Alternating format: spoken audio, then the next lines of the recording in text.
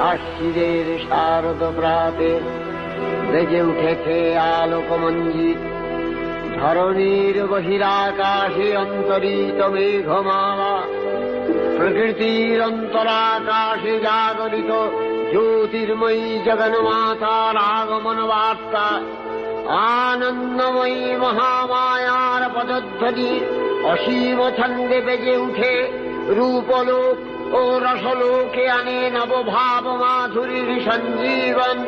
তাই আনন্দিতা শ্যামণী মাতৃকার চিন্ময়ীকে মৃন্ময়ীতে আবাহন।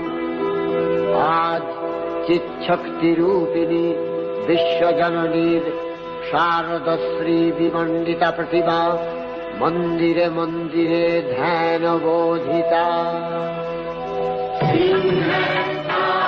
শশিশেখর